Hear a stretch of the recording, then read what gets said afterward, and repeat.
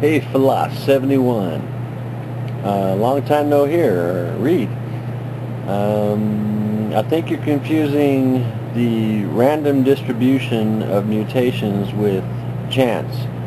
The idea that things just happen by chance is not what Dawkins is saying. Matter of fact, Dawkins wouldn't. He's not 100% atheist. He says he's got this continuum of 1 to 7 where 1 is absolutely believing in that there is a God, and 7 being absolutely believing there is no God. And he's said he's a 6.9 or a 6.99 because you cannot prove there is no God. So what this thing about chance is not right. Evolution, mutations in evolution happen at random. If you plot them on a graph, they're random. It doesn't mean it's by chance. It just happens to be the distribution is random. So I hope that answered your first question. I'm going to go on to your second question. Just a quick comment on question number 2. You said the universe is expanding and therefore it had a beginning. Well, more accurately, if it's expanding, therefore it's finite. That's what it means. Order. Why? You brought up intelligent design, so I thought I'd just briefly speak on that. That's very subjective. First of all, if there was a designer, where'd the designer come from? After all, the whole thing about intelligent design is that we look at, well, for instance, a watch and say, it was designed. Well, it was designed by men, and we know that, and we were designed. So, the designer of the designer, it just keeps on going. Who designed the designer, and on and on. Okay, your third question seems to be all about morality. Where does it come from? And I think you pointed it out. It comes from the instinct to survive. My morals, I can boil down to the golden rule, which is not exclusive to Jesus of Nazareth, and it's simply do unto others as you would have them do unto you, which just makes sense. I don't know how else to say it. So there you are.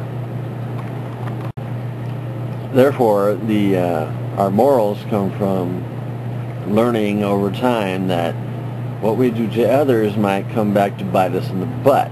So we try to treat others as we would be treated. Otherwise, we might get screwed over.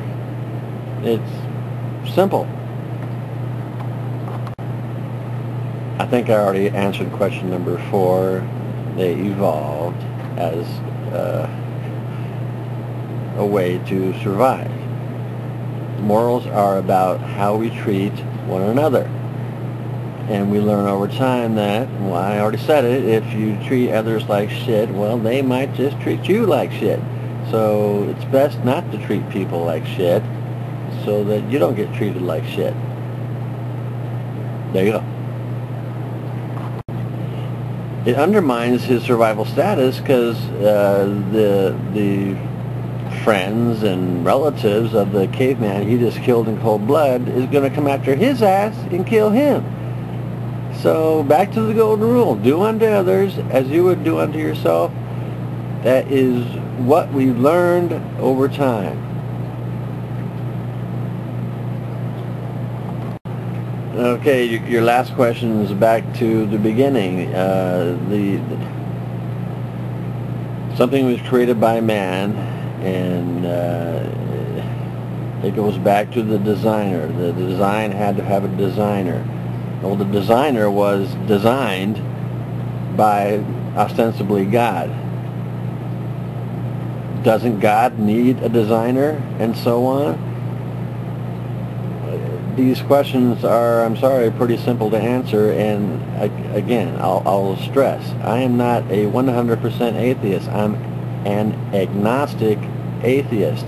I just have no evidence that God is involved in the affairs of humanity.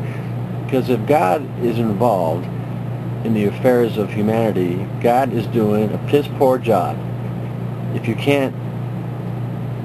you don't see that like I see it, because I mean people say God, if you say God's involved, he does this, that, or the other thing for you, or some person performs some miracle, yet won't step in to stop a madman, well, not just him, but a government from invading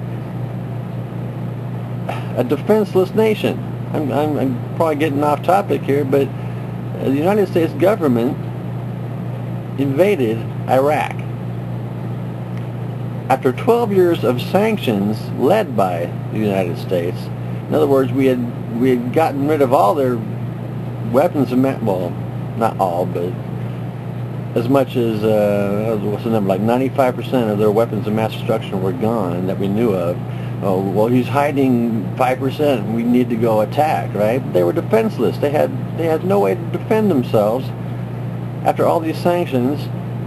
And we, the United States government, which at the time spent almost as much as the rest of the world combined on military, attacked Iraq.